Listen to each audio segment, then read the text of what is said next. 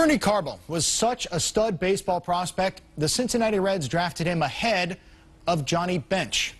Ironically, it was against the Reds in the 1975 World Series that Carbo hit his most memorable home run for Boston, setting the stage for Carlton Fisk's historic blast in extra innings. That is often called the greatest game ever played. Carbo tells Mark Schwartz that he played that game the way he played virtually every game in his 12-year career, high.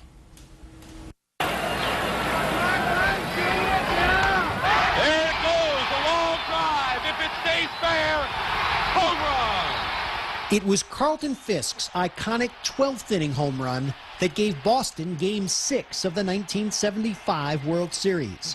But what made that moment possible was Bernie Carbo's 3-run blast to tie the game in the 8th. Deep center field, way back, we're tied up. It was the signature moment of his 12-year career. But hours later, Carbo was alone, in tears. I hit the greatest home run, and I was sitting in my bed crying.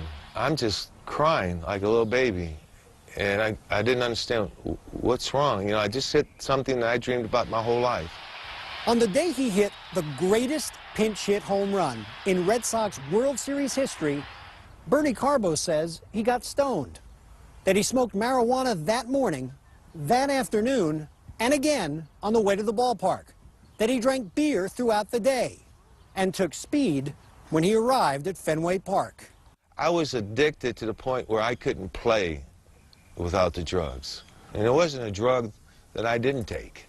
I mean, I was taking mescaline, I was taking cocaine, crystal meth, smoking dope, and taking pills and drinking.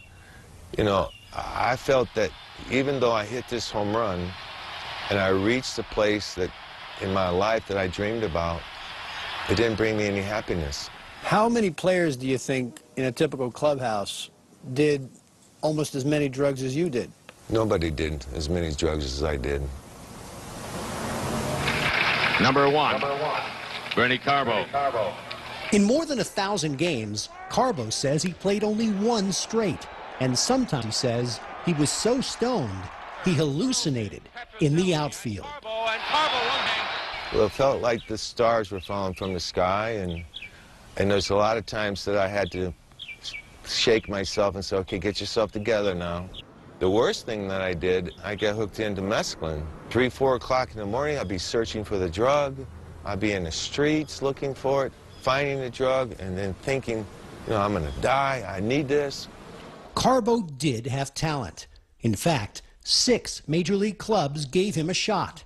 But after being traded 4 times and released twice, Carbo's last game in the big leagues was in 1980. He was only 33. At the end, I hated baseball. I hated baseball. I hated what I had become, but now I realize that it wasn't baseball. It was Bernie Carbo. Carbo says a decade later, when he was playing in the senior professional league, he blew $100,000 on drugs in 3 months, squandering the money he inherited that year after losing both of his parents. Well, my mother committed suicide, and my dad died 2 months later. I felt at that time I was responsible for my mother's death. Carbo says he blamed himself because his parents were heartbroken when they heard their son's former teammate mention his name prominently in a 1985 trial about drugs in baseball. It has been the second full day of testimony in Pittsburgh about major league ball players and drugs. The star on the stand was Keith Hernandez. Several players admitted using drugs. Keith Hernandez told the world it was Carbo who introduced him to cocaine. How did you feel about Keith Hernandez when you heard that? The truth? I knew some people, and I had $2,000, and I asked him to break his arms. You really did want to send someone over to break his arms? Yeah, I had $2,000, and when I went to the individual to have it done, he said, we'll do it in 2 or 3 years if you want it done. But we're not going to do it today, Bernie. If we went and broke his legs today or broke his arms, you don't think that they would understand it's you are the one that had it done? But if I was to be with Keith Hernandez today, I would tell Keith Hernandez, I'm sorry that I introduced you to a drug, and I'm sorry that I was your problem. Carbo says that in 1992, he decided life was no longer worth living.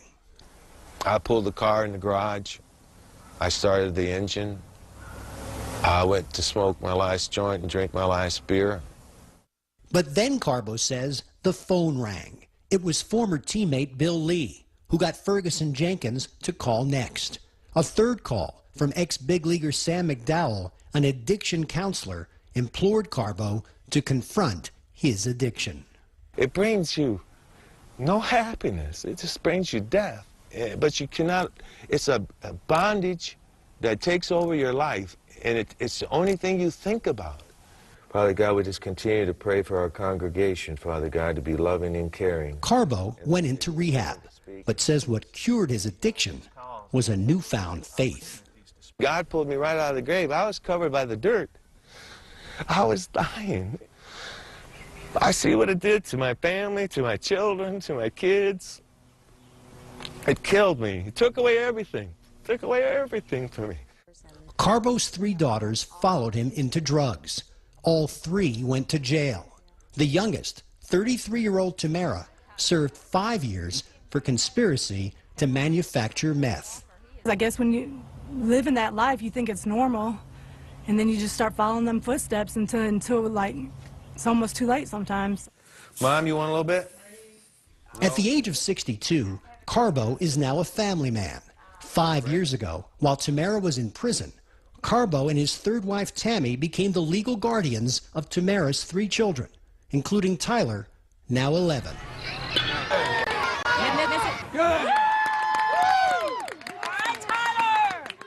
He's a total different person now. He's loving, caring. He's just awesome. He's really changed. Carbo says he's been clean and sober now for 16 years. All right, here we go. You ready? Step, pivot, catch the ball. He lives in Mobile, Alabama, where he teaches kids how to hit. And he travels to churches, schools, and prisons speaking about faith, baseball, and the dangers of substance abuse.